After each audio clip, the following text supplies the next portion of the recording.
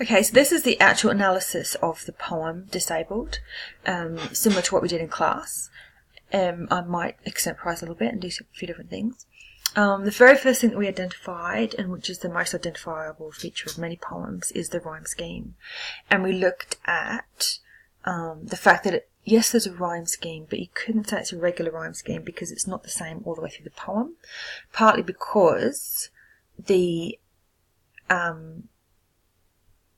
poem itself doesn't have stanzas of equal length, so that obviously affects how the rhyme scheme runs.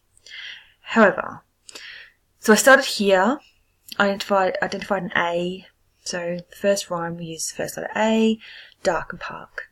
Next, grey day, gave that a B, him gave that a C. And I was going to start the second stanza again, but I really feel that this actually is a continuation of the B rhyme. Oh, hey, okay, that's my cat. Awesome. It's very dying.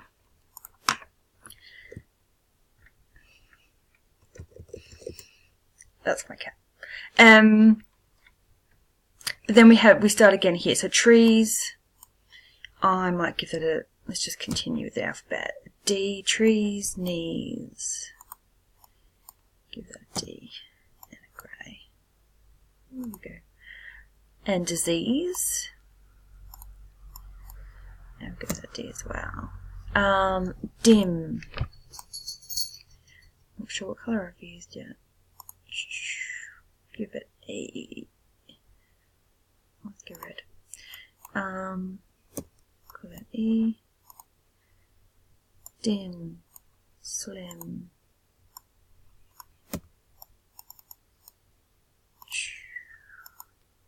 And hands. D. That's grey. And hands doesn't go anywhere, so we'll call that an F. And I'll give that. Oops, I'm highlighting now apparently. Okay, so we can see that I had gone and continued with this, but we won't worry about that for now. So in the next stanza, we've got face, brace, race, year, here, dry, thigh. So there is a regular sort of alternating line, alternating rhyme pattern going through that kind of varies a little bit depending on how many stanzas there are. And the stanzas are different because the numbers of lines in the stanza are different because they're different ideas, so they're taking different amounts of lines. Okay, so that's one feature you can talk about. The other thing we're going to talk about is, excuse me, so some of the other literary devices. So,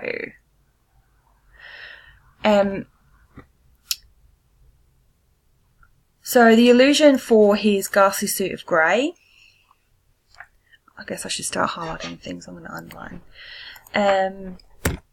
So this is really an allusion. Let's go back to our normal colours. So allusion with an A to the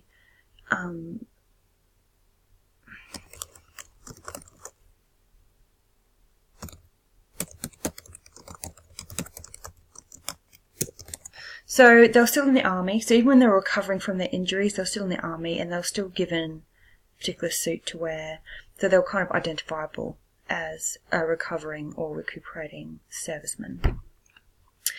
Legless, sewn short at elbow. This isn't a literary device, but I just wanted to make this point again, that some interpretations of this poem call this guy a quadruple amputee, so he's lost both his arms and both his legs. However, the elbow is singular here, so I think there's an interpretation to be made that he's lost both of his legs because he's legless, but sewn short at elbow is singular. Maybe he's only lost one arm. I don't think it really affects the message of the poem. Probably adds a bit of pathos depending on your point of view about disability. Certainly the thought of somebody sitting there with no arms and no legs is more disturbing and more pathetic in the visual sense than somebody who's perhaps still got one operating limb. I'll leave that to you. And so then we move on to, so we've got things like voices of boys rang saddening like a hymn being a religious song played in church. The voices rang saddening like a hymn. You could say that the voices, which are, I suppose, technically an inanimate thing, it could apply some personification there. Certainly the image is that he's hearing the young voices of the boys playing in the park, and they're making him feel as solemn and as reflective as hearing a hymn in church. It has that effect on him. Voices of play and pleasure after day, till gathering sleep has mothered them from him. So this is a metaphor.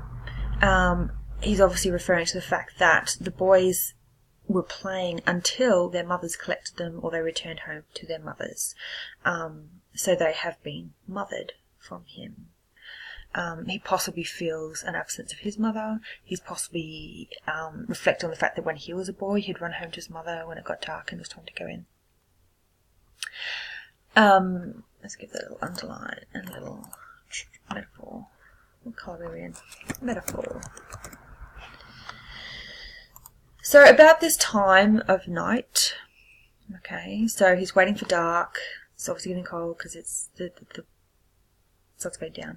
About this time, the town used to swing so gay. So swing, reference to the music of the time. Swing music is the big thing at the time. Recorded music had just become really available to the masses, and we were in the cusp, this far away from the Roaring Twenties and that amazing time of jazz and swing music. The glow lamps budded in the light blue trees, and girls glanced lovelier as the air grew dim. So the lower the light, the prettier the girls looked. And in the old times, before he threw away his knees, so in his time before the war, now he will never feel again how slim girls' waists are, or how warm their subtle hands, all of them touch him like some queer disease. So again, like gay up here, queer is in that literal sense of strange, unusual. And it's also a reference to the fact that the only girls he has contact with now are nurses. And in those days, it was very common for patients to be referred to or treated as whatever was wrong with them. So he would be the amputee in bed 15 or whatever. So whereas he used to dance with the girls, now the only way they touch him is when they are perhaps treating him. There was an artist silly for his face, for he was younger than his youth last year. Now his younger than his youth is a reference to down here when he didn't have to beg to join the army. They wrote his smiling. They wrote his lie, aged 19 years. So when he joined the army, he was younger than 19. 19 is already, you'd say, pretty young to be joining the army. So he was younger than his youth. Now he was old. His back will never brace. This makes me really think of Dulce et Decorum Est, the first Wilfred Owen poem that we looked at, when he's talking about the way these young soldiers are walking along like they're old men. They're bent double under, from carrying sacks and knock-kneed and shuffling. So the chances are he's not very much older than the fake 19 that he put on, his papers when he signed up. So the chances are he could even still not be 19. But he's considered old because he is broken. His back will never brace, so he'll never be able to, lift a heavy weight. He's lost his colour very far from here. So his colour refers to his blood. I'm going to make that red, just to be kind of literal. Colour. So people often talk about, you've got a bit of colour in your cheek. It means you've got more blood, you're redder in the face. So he lost his colour very far from here. Whoops, that shouldn't be there. Poured it down shell holes till the veins ran dry. So this is a bit of exaggeration, hyperbole. He didn't literally lose all his blood in the shell hole where he got blown to bits. He obviously lost a significant amount of it. If he'd lost all his blood, he would have died. So he's poured his blood down the shell holes till the veins ran dry, and half his lifetime lapsed in the hot race, and a leap of purple spurted from his thigh. So half his lifetime, this could be a reference to the fact that his life has flashed before his eyes. It could be a reference to the fact that his future life of being an active man has poured away in this instance of being blown apart and bleeding to death in a shell hole. In the hot race and leap of purple, so this is talk about the blood leaving his body, pouring out. Blood's quite hot. Feels hot to the touch when it's really fresh. Leaf of purple, arterial blood, spurts, gross, hideous. So we're talking about his injury, getting injured, and losing his life, losing his future through this injury, through this blood loss in this shell hole. One time, so we've gone back in the past a little bit. One time he liked a blood smear down his leg after the matches carried shoulder high.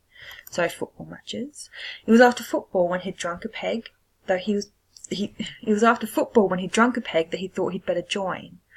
So he'd had a victorious football match, very successful, feeling kind of really top of things. Had a few drinks, and he thought, it'd be a really good idea if I joined up. He wonders why. Someone said he'd look a god in kilts. So this is where we get one of our illusions. Just deciding what colour to highlight it in. Let's do it in green. So, and this refers also further down to, so he said he'd look a god in kilts, and that's why, and maybe too to please his Meg. That was it, to please the giddy jilts. Jilts being girls who tease the boys and then don't come through, or dump them, or go away. He asked to join. He didn't have to beg. So he thought of jewelled hilts, daggers in plaid socks, some salutes, care of arms, leave, pay arrears, esprit de corps, I'll talk about that in a second, and hints from young recruits. So kilts, jewelled hilts, and daggers in plaid socks in particular are allusions to a Scottish regiment. And plus also the eye, that was it. Give that a green as well. So these are allusions to the fact that he's a Scottish soldier. They wear a kilt, jewelled hilt of his sword, daggers in the socks that they wear with their kilts. So no, he's a young Scottish man. So we've mentioned this slightly. So he went off to join the army. He didn't have to beg. They were like, yeah, that'll be great. Please join. They went along with his lie, saying that he was 19. He didn't think of the Germans. He didn't think of the Austrians. Wasn't worried about that. Had no fear. He was thinking of only the trappings of being in the army. And this really makes me think of that Jessie Pope poem of, well, you, my laddie, go and wear the khaki suit and have the processions and have the drums, played for you, that kind of thing. That attitude of, wow, this is an amazing adventure, how cool, this is so fun, yay, it's going to be great. And then we're back in the Institute.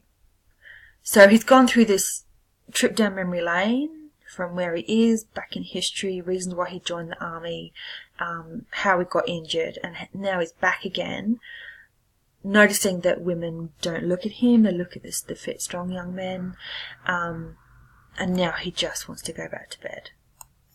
And I think that this is an important poem because a lot of this was forgotten at the end of the war, that there were all these injured men.